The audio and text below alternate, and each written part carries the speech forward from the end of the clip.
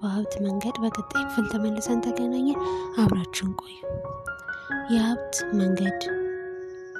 ደራሲ ሮበርት ኪዮሳኪ፣ ትርጉም ብርሃኑ በላቸው፣ ተራኪ መክሊት። ክፍል 7።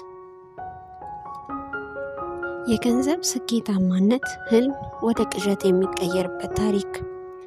ሁለቱም በከፍተኛ ደረጃ የተማሩ ደስተኛ ጥንዶች እንደተጋቡ በኪራይ ቤት መኖር ይጀምራሉ። ወዲያውም ገንዘባቸውን በመቆጠብ በተቻላቸው መጠን በዝቅተኛ ገንዘብ ለመኖር ይሞክራሉ። ችግሩ የሚኖሩበት ቤት ይጠባቸዋል። እናም ልጆች ሊወልዱ ሰፋ ያለ ቤት ስለሚያስፈልጋቸው የራሳቸውን ቤት ለመግዛት ገንዘብ መቆጠብ እንዳለባቸው ይወስናሉ። አሁን 2 ገቢ ስላላቸው በስራቸው ላይ ልዩ ትኩረት ማሳየት ይጀምራሉ። ገቢያቸው ማደግ ይጀምራል።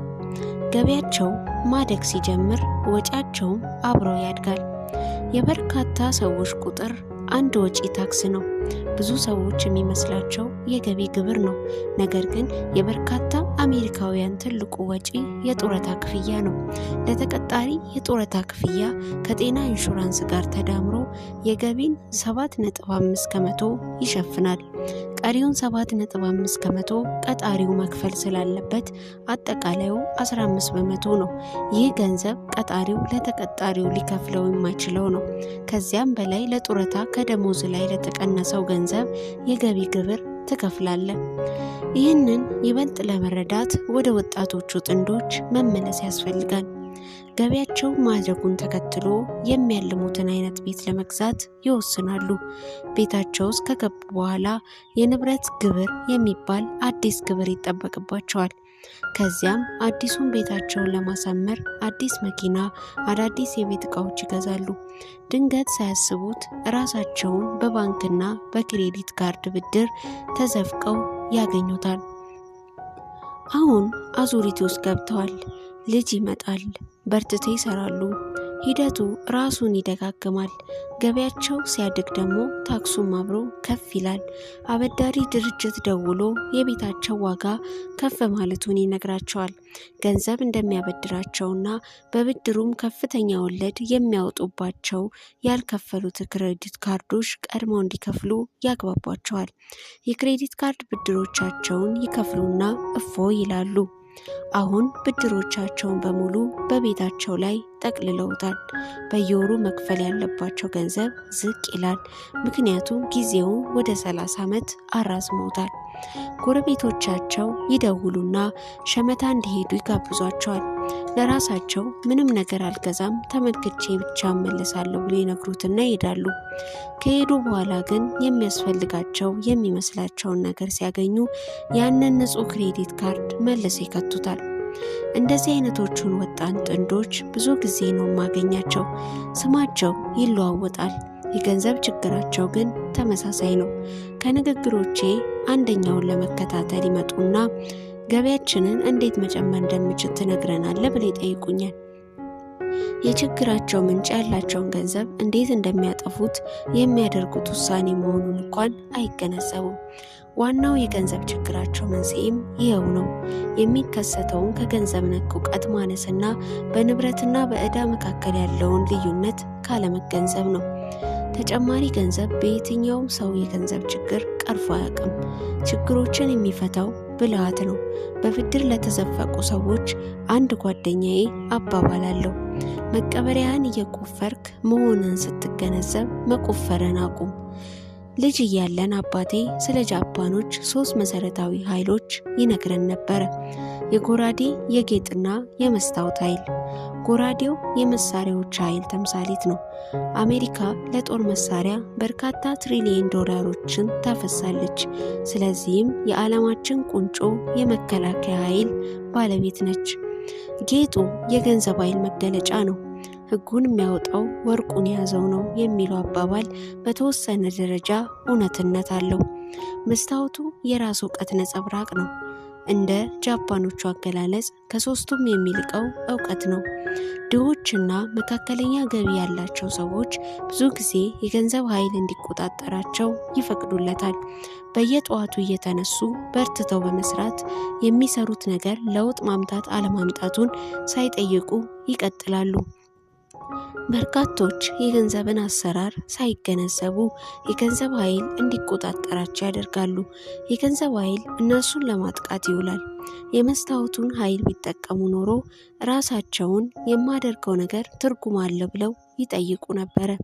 ብዙውን ጊዜ ውስጣቸውን በማዳመጥ ፋንታ በርካቶች ብዙሃኑን ተከትለው ይነግዳሉ። ነገሮችን የሚያደርጉት ሌሎች ሰዎች ስለሚያደርጓቸው ነው። በመጠየቅ ፋንታ ይስማማሉ። ብዙ ጊዜም የተነገራቸውን በዘፈቀደ ይደግማሉ።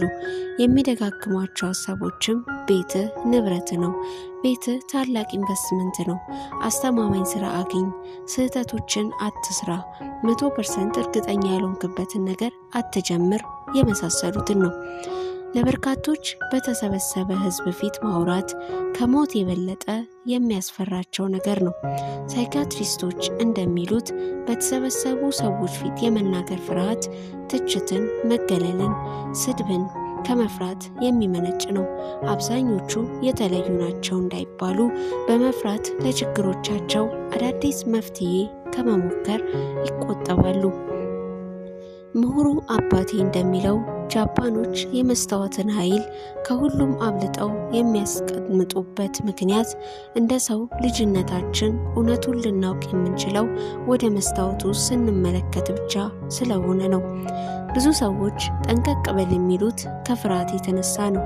ለስፖርት፣ ግንኙነቶች፣ ስራ፣ ገንዘብ፣ ለሁሉም እንደዚያው ነው።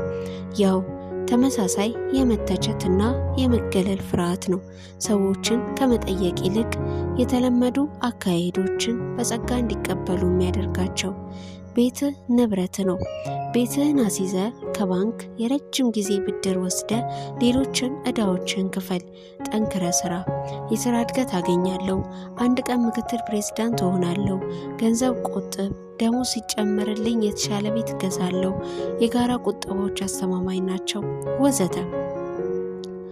አብዛኞቹ የገንዘብ ችግሮች የሚከሰቱት ከብዙሃኑ ጋር ለመጓዝ ከመሞከር ነው።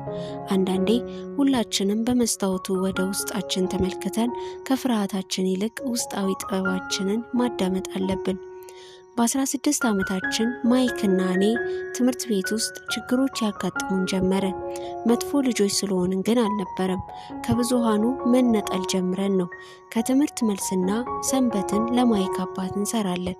ከስራ በኋላ ደግሞ ለሰዓታት የማይክ አባት የሂሳብ ባለሙያዎችን፣ የባንክ ሰዎችን፣ ጠበቆችን፣ ደላሎችን፣ ባለሀብቶችን፣ ስራ አስኪያጆችንና ሰራተኞችን ሲያናግር ቢሮ ውስጥ ቁጭ ብለን እናዳምጣለን። ይህ ሰው ትምህርቱን ያቋረጠው በ13 ዓመቱ ሆኖ ሳለ የተማሩ ሰዎችን ሰብስቦ እየጠየቀ መመሪያ እየሰጠና እያዘዘ ነው። ቀጠሮ አስይዘው መጥተው ሀሳባቸውን ሳይቀበለው ሲቀር ይሸማቀቃሉ። ይህ ሰው ከብዙሃኑ ጋር ያልተመመ ነው። የራሱን መንገድ የመረጠና ሁሉም ሰው ይህንን ስለሚያደርግ እኛም እንደዚያ ማድረግ አለብን የሚለውን አባባል የተቃረነ፣ አይቻልም የሚለውን ቃል የጠላ ነው። እንዲሰራላችሁ የምትፈልጉት ነገር ካለ የምትችለው አይመስለኝም በሉት። ማይክና እኔ ስብሰባዎቹን በማዳመጥ ከትምህርት ቤት ካገኘነው በእጅጉ የላቀ እውቀት አግኝተናል። የማይክ አባት የትምህርት ቤት ምሁር አልነበረም፣ ነገር ግን የገንዘብ ምሁርና የተሳካለት ሰው ነበረ። ሁሌም ደጋግሞ የሚነግረን ጎበዝ ሰው ከእርሱ የበለጡ ጎበዞችን መቅጠር የሚችል ነው እያለ ነበረ። እናም ማይክና እኔ ለሰዓታት ጎበዝ ሰዎች ሲወያዩ የማዳመጥና የመማር እድል አገኘን። ይሁንና በዚሁ ትምህርታችን የተነሳ አስተማሪዎቻችን ከሚያነበንቡት የተለመደ መንገድ ጋር መጣጣም አልቻልንም። ያም ችግር ፈጠረ። አስተማሪው ጥሩ ውጤት ካላመጣችሁ በስራ ዓለም ውጤታማ አትሆኑም በሚል ጊዜ ሁሉ ማይክና እኔ ቅንድባችንን እንሰቅላለን። የወጡ ደንብና መመሪያዎችን እንድናከብርና እንድንከተል ሲነገረን ይህ አይነቱ የማስተማር ሂደት ፈጠራን እንደሚያጓትት ተገነዘብን። ሀብታም አባታችን ትምህርት ቤቶች የሚያስተምሩት ጥሩ ቀጣሪዎችን ሳይሆን ጥሩ ተቀጣሪዎችን ለማፍራት ነው ይለን የነበረውን መረዳት ጀመርን። አልፎ አልፎ ማይክና እኔ የምንማረውን ነገር በስራ ላይ እንዴት እንደምናውለው ብሎም ስለ ገንዘብ ለምን እንደማንማር አስተማሪዎቻችንን እንጠይቃቸው ነበረ። ስለ ገንዘብ ለምናነሳው ጥያቄ ብዙ ጊዜ የሚሰጠን ምላሽ ገንዘብ ጠቃሚ እንዳልሆነና በትምህርታችን ከጎበዝን ገንዘብ ተከትሎ እንደሚመጣ ነው። ስለ ገንዘብ ኃይል ይበልጥ እየገባን ሲመጣ ከአስተማሪዎቻችንና ከክፍል ጓደኞቻችን እየራቅን ሄድን። ምሁሩ አባቴ ስለ ውጤቴ እምብዛም አስጨንቆኝ አያውቅም። ለምን እንደሆነ ይገርመኛል። ነገር ግን በገንዘብ ዙሪያ መከራከር ጀምረናል። እድሜ 16 ሲደርስ ምናልባትም ከአባቴና ከእናቴ የተሻለ የገንዘብ መሰረት ነበረኝ። መጽሐፎች አነባለሁ። የታክስ፣ የሂሳብ ባለሙያዎችን፣ የጠበቆችን፣ የባንክ ሰራተኞችን፣ የሪልስቴት ደላሎችን፣ የባለ ሀብቶችን ንግግር አዳምጣለሁ። አባቴ ግን የሚያወራው ከአስተማሪዎች ጋር ብቻ ነበረ። ውድ የመጽሐፍን በዜማ ቤተሰቦች የሀብት መንገድ ክፍል 7 የተከታተላችሁ ይመስል ነበር። በቀጣይ ክፍል እስከምንገናኝ ሰላም።